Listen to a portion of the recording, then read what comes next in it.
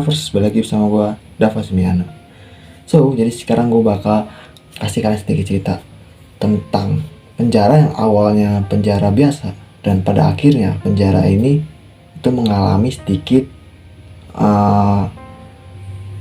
masalah, dan pada akhirnya penjara ini itu menjadi angker.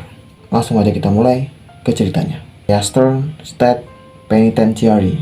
Eastern State Penitentiary yang dibangun pada tahun 1829 di Philadelphia, Pennsylvania, adalah sebuah bekas penjara yang terkenal karena menjadi penjara pertama yang menerapkan sistem isolasi total atau yang dikenal dengan sebutan sistem Pennsylvania.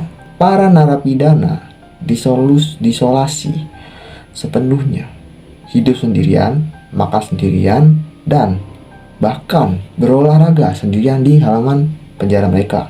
Konsekuensi dari pendekatan yang keras ini adalah banyaknya narapidana yang mengalami kegilaan, sehingga sistem ini dihapus pada tahun 1913.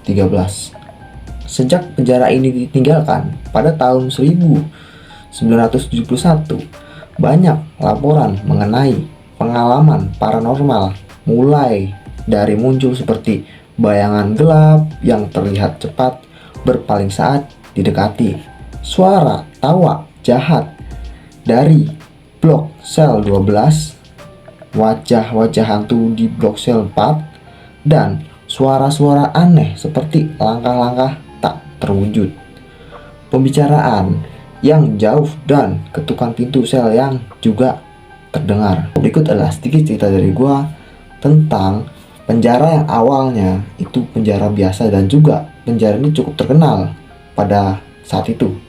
Lalu penjara ini tiba-tiba mengalami masalah, dan pada akhirnya penjara ini itu mengalami keanehan dan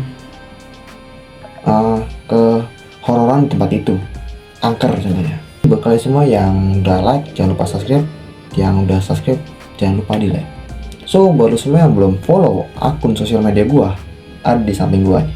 Silahkan follow, dan kalian bisa komentar di salah satu image yang ada yang gua posting di Instagram. Lu mau, bang, ini gua mau cerita ini, bahas dong, ceritain dong biar gua paham. Bang, cerita masalah ini, bang, cerita tentang tempat ini yang katanya angker. Silahkan, atau lu bisa juga DM gua di sosial media gua di Instagram. Oke, cukup untuk kali ini. Buat kalian semua yang belum nyalain loncengnya biar gak ketinggalan video gua berikutnya. Dan kalian juga jangan lupa nih, share video ini ke teman kalian supaya teman kalian tahu cerita tentang apa yang gue ceritain sebelumnya tadi.